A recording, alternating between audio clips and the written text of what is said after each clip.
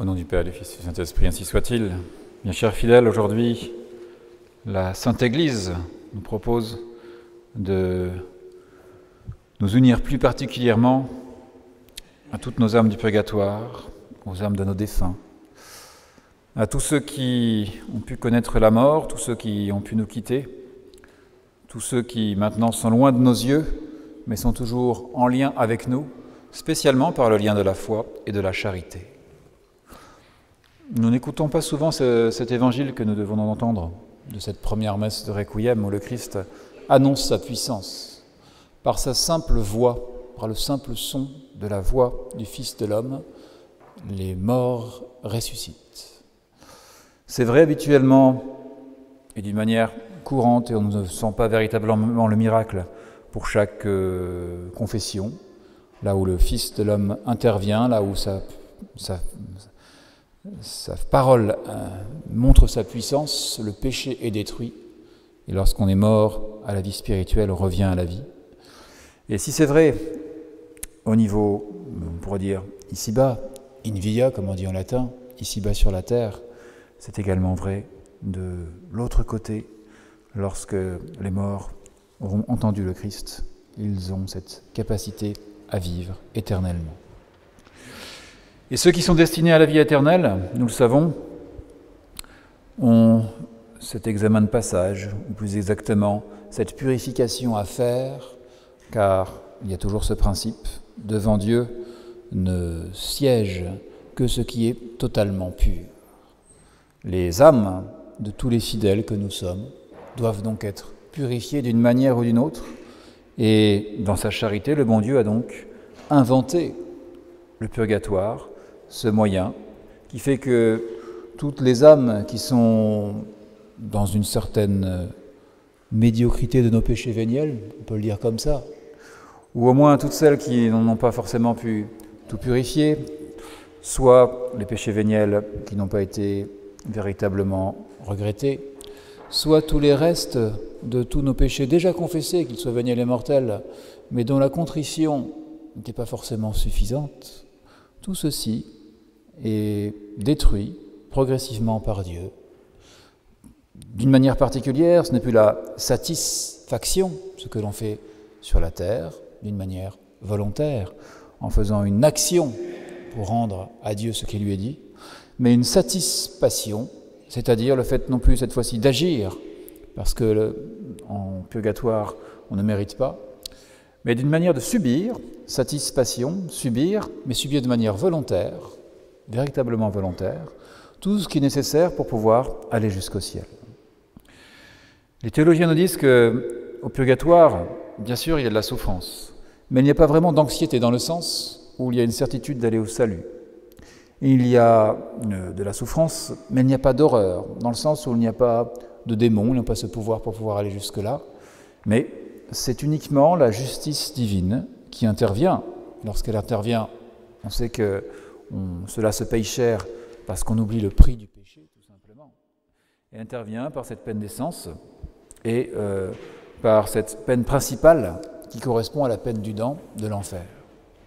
On connaît le feu de l'enfer, on connaît la peine du dent de la damnation, de la séparation de l'homme avec tout ce qui correspond à Dieu, c'est-à-dire à tout ce qui est aimable. Et dans le purgatoire, il y a une peine d'essence pour nous purifier, notre attachement trop grand à toutes les choses qui sont ici-bas. Et il n'y a pas vraiment une peine du dent, c'est-à-dire une absence de Dieu, mais c'est plutôt un retard de la vision béatifique. Mais comme on ne le voit pas, comme on sait qu'on l'aura mais qu'il n'est pas encore là, il y a effectivement une souffrance. Imaginez que vous ayez une grande soif, une soif véritablement vitale, et on vous dit, très bien, vous aurez à boire, mais plus tard, cela va arriver plus tard. Et on est là comme attendant la chose principale, la chose essentielle, la seule dont on a besoin, ce sera le bon Dieu, et le bon Dieu sera là. Alors vous avez beaucoup de récits, notamment de révélations privées, qui nous dit que telle ou telle âme a pu parler. Oui, en général, effectivement, l'Église ne prend pas position sur ce genre de choses, puisque c'est de la révélation privée. On peut avoir un homme d'église local qui peut donner un élément de crédibilité à telle ou telle apparition, tel ou tel histoire qui a été dite, tel ou tel événement qui a pu être relaté. Sachez que de toute façon, les âmes sont au purgatoire, c'est une réalité. Sachez qu'il y a également un musée des âmes du purgatoire à Rome, même si les modernistes ont tendance à oublier cette réalité.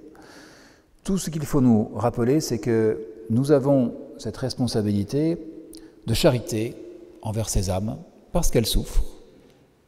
Ils n'ont pas besoin de nous le dire pour que nous le sachions, le Christ nous l'a déjà dit, et de manière à ce que nous puissions véritablement faire quelque chose d'efficace. Et spécialement aujourd'hui, vous savez qu'en assistant par exemple uniquement à cette messe, sans même aller aujourd'hui au cimetière, vous avez la possibilité efficace d'en libérer l'une ou l'autre par le biais des indulgences plénières. Nous avons une possibilité qui est là effectivement, et par le biais de la prière que l'Église nous donne.